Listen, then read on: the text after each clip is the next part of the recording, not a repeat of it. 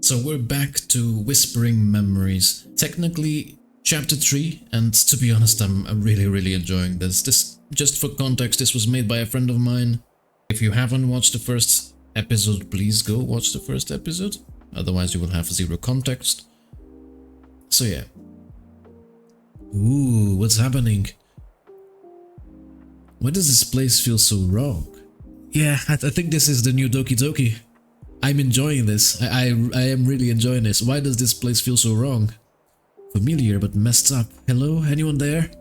You reach for the train door handles, but the handle stretches away from your grip, twisting unnaturally. No, not again. This train. Where is it taking me? I like this. This is Doki Part 2, I think. The sound of whispers grows into an unbearable cacophony of voices calling your name. You clutch your head, overwhelmed, as you begin to sink into the floor of the train, unable to feel your body as it passes through the velvety floor. What is this? Everything fades to black as the whispers crescendo gunshot. My grandma killed me. You wake up in your room, drenched in sweat, breathing heavily.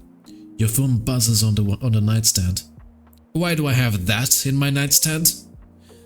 That was a weird nightmare. Can't shake this feeling that it wasn't the first time I had it. I missed 2 messages from Evelyn and Luna to meet them, but I'm exhausted, didn't sleep at all last night. I will meet Luna, for sure. Your phone buzzes? I couldn't sleep. We have more to talk about. Don't make me wait. I like that. You hear a knock at the door. When you open it, Luna stands there. Hands shoved in her jacket pockets, her expression unreadable. So she just knows where I live. Weird. Took you long enough. I was coming. Can the person walk in their own house? Not when I'm at the door. And you better remember that next time, or I'm tossing a rock at your window. So, out of everyone, she's probably the only one that actually understands, because Evelyn saw the grandma going insane, and she didn't even flinch. So either Evelyn and Aiden are in on it, or they don't see it. So most likely Luna is the only one that is able to see it, and apparently me too. So it will be good to stick to Luna. Luna steps inside, brushing past you as she glances around like she's scanning the space for something out of place. She pulls a worn leather-bound journal from her bag. I've had this for a while. Don't ask how I got it. Just start reading. You sit down at your desk, flipping open the leather-bound journal. The first few pages are filled with hurried scribbles, words overlapping like someone writing in a desperate rush. Some entries are legible, others scratched out entirely. Start at the beginning. Some of it won't make sense yet, but you need to see it. Your eyes scan the first readable passage. The promise we made. We are in a virtual reality stuff, right? This is Doki, the same. So when did it start? When did it end? This is giving me major Doki vibes. You glance up at Luna, expecting an explanation, but she only gestures for you to keep reading. What promise? What promise? Who wrote this? I don't know, or maybe I do, but I can't remember. That's the problem, isn't it? I can't remember shit. I just remember the tree. You turn the page, a sketch of the school, but not as it is now. Another entry catches your attention. The staircase should have led somewhere, but it didn't. We walked for hours, but the door never appeared again. Someone tried to erase. And not very well. Someone wanted us to forget, but they didn't finish their job.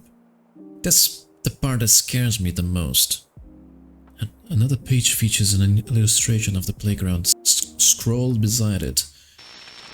We weren't supposed to see it, but we did. So the 3 of them saw something. Okay, that makes sense. The 3 of them saw something. You think we were part of this? Evelyn might...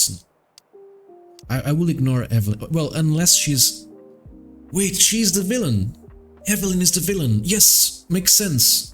Because she ignored it. She even made sense that her grandma was okay. She must be hiding something. You think we were part of this? I think we're missing something we're supposed to remember, and that journal is the only true evidence we have. She tried to hide it. Like a meal that's missing an ingredient. The ingredient is Evelyn. You close the journal. Luna watches you carefully as if waiting for something. Some realization you haven't had yet. The weight of the book feels heavier in your hands now. So what do we do now? Your phone buzzes. It's Evelyn. She's the villain. For sure. It makes perfect... She's mad, I just realized. So, she said, finally free from the bookstore but now it's errand time. Yahoo! Meet me at the playground in a couple of hours. Oh no! Is there a reason you picked the playground? It's a place that's important, don't you think? See you there. Without any emoji, she's a serial killer. As you set your phone down, Luna exhales sharply from a spot near your desk, her arms crossed. Playground, huh? Of course she'd pick that place. You don't trust Evelyn? Trust is a big word. Let's just say she has a way of shaping the truth.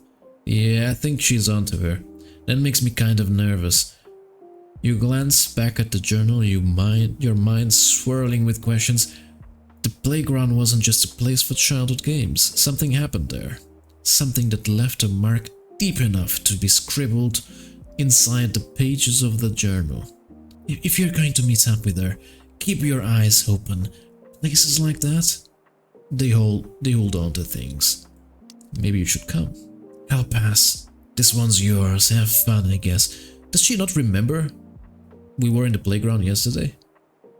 Anyway, if you're still alive afterwards, you should start doing some investigating of your own.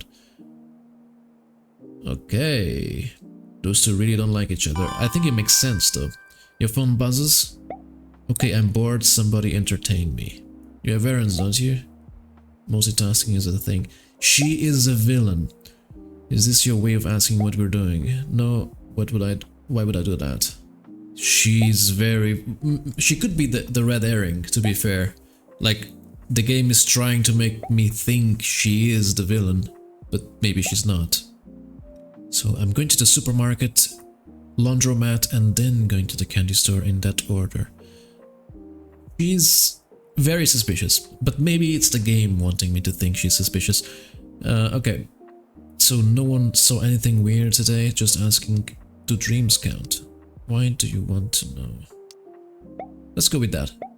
Not particularly, no. Okay. Okay, it's time for me to get back to work. Let me know if anything happens. We'll see. Okay. Okay, so I don't want to go to the coffee shop because that's where Aiden probably is. So let's go with the library. Luna will rest potentially could be with the grandma. I'm afraid if I click rest, I will just skip the dialogue. I don't want to rest. Let's go with the library. Let's meet Luna again, and hopefully he doesn't get murdered. It's the Starville library, quiet and dimly lit, shelves towering up around you. The faint hum of the ceiling lights buzzes above you as you step in. You focus on Luna's hints about forgotten places and memories. You search for anything related to the playground or the journal's cryptic entries. There's a hand-drawn map of the playground from decades ago. But there's an area marked Do Not Enter, where nothing stands now. Okay. An annotation in faded ink reads, we buried it so no one would hear it calling. Okay, what was that? What was there before? And why erase it? This feels wrong. Has it always been this weird here? Why now? As you gather your findings, your phone buzzes with a reminder your meeting with Evelyn is soon, but now you have more questions than ever. You collect yourself, find your courage, and make your way out of the library towards the playground. Fuck! I think he's gonna die. Do you think Luna is gonna die? The faint creak of oh, the tree's there. The tree is right there. The faint creak of a swing echoes through the stillness, rhythmic and soft. As you approach, the crunch of gravel underfoot feels louder than it should, each step measured, uncertain. Hey, you made it. It's been a while since you've been home, hasn't it? Yeah, it feels strange being back after all this time, and you seem very strange. Oh, that's the thing. Remember, when the grandma did that weird shit, she mentioned you also haven't changed at all, or something like that.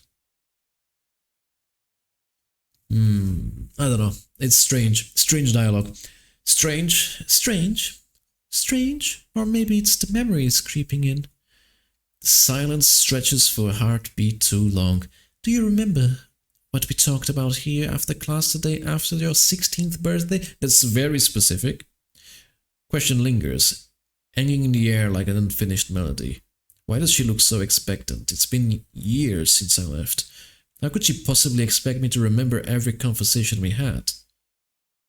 But there's something about the way she's asking, like it's important.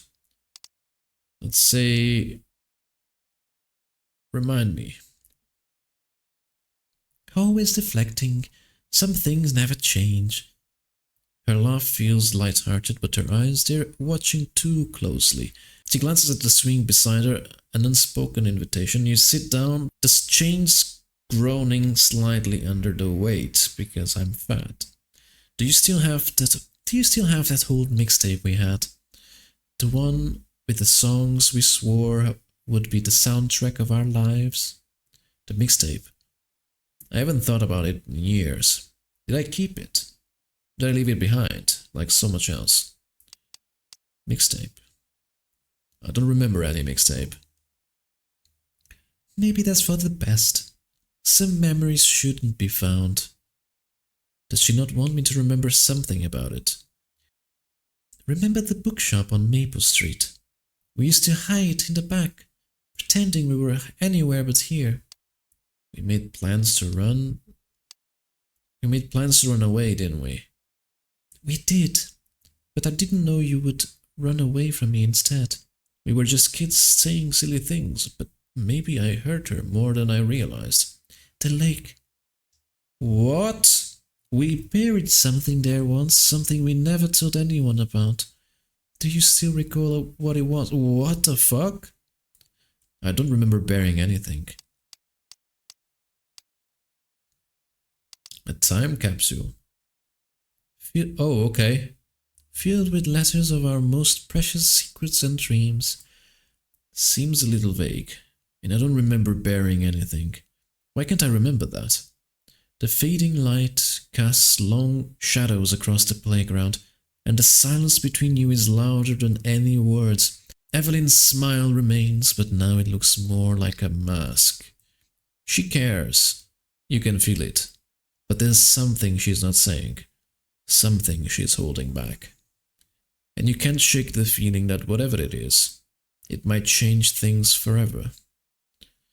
You always seem so sure of everything, even now. Why aren't you telling me? I've had time to figure things out. Have you? Why did you stay? What happened that night? Did you know I'd come back? What happened that night? Yeah. What really happened that night? At the lake? You got very scared of something. Oh, she changed the phrase. But you never told me what it was. It's so hard to remember those days. Feels like another life. In a galaxy. Far, far away. You could be right about that.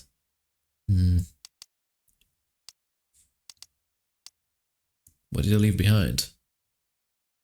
Much more than you realize. And it's been lonely without you around. I'd like for you to stay for a while to find out. The sky darkens further. Stars begin to pierce through the twilight. There's more to this than nostalgia, isn't there? A reason you ask me those serious questions. You worry too much, but it's okay. I'm here to make sure people remember the best that this town has to offer. That includes you too. She steps back, her expression composed, offering a faint smile. Take care, Filama. I'll see you soon. Don't forget. The playground is silence once more. Evelyn's presence lingers, her calm confidence unsettling and unrelenting. What the fuck just happened? You sit on your desk, surrounded by documents, photos and Luna's journal. It was a very long and weird day. I'm exhausted. Go through the clues. I don't want to stop. Turning to Luna's journal, you find a rough sketch of the same entrance. The lines are hurried, almost desperate, and faint initials are scrolled into the window pane. Evelyn's initials and mine. Did we leave this there? When? This entry stands out. The window was never just a window. It saw everything we wanted to forget. You recall snippets from your conversation with Evelyn. Her deflections when you asked about the school. You begin to organize the documents, trying to form a timeline. Luna's journals mention dreams of the school where doors never led where they should. You lean back, exhausted but determined. The school holds more secrets than you ever imagined. The weight of your discoveries lingers as you shift your focus back to the scattered clues. You pick up a crumpled note tucked inside Luna's journal, something you hadn't noticed before. It reads, "Memory is a fragile thing, easily rewritten. Trust only what your heart refuses to forget." You pause, letting the words sink in. Could your memories have been altered?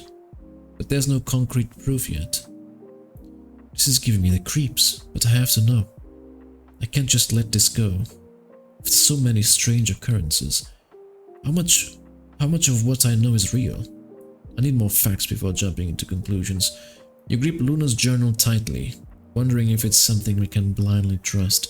You realize that confronting Evelyn might bring more answers but also more questions. Why is Aiden in a relentless pursuit of all this? Tomorrow I'll start visiting some of these places myself. No more secrets. You stretch after sorting through the documents, trying to clear your head. Usually a fan or some background city noise gives you some ambience, but this small town has none of that. There's a soft knock at the door. You hesitate, then open it to see your sweet grandma. Oh no. Holding a plate of warm leftovers. "How dearie, you left your plate on the stove when you came home, so I thought I'd warm it up for you. Can't have you working on the empty stomach." Her voice is a soothing balm. "Thank you. I don't remember cooking anything." She chuckles softly as though you just made a delightful joke. "That's because it's my granny's special. You young folks don't cook for yourselves as much, and it's important to have home-cooked meals to stay healthy." Her hand trembles slightly as she offers you the plate, but her smile never wavers. "Thank you so much, Grandma. I'll be sure to eat this before it gets cold. Are you sure you're okay? Her eyes soften with genuine warmth. "Of course, dearie. Just these old bones and a long day. Nothing a little rest won't fix." Your grandma hums a soft, familiar tune. One you can't place but feel you should remember. "Sleep well, dearie. Don't let the shadows keep you up. You tell them I said go away." She vanishes into the hallway.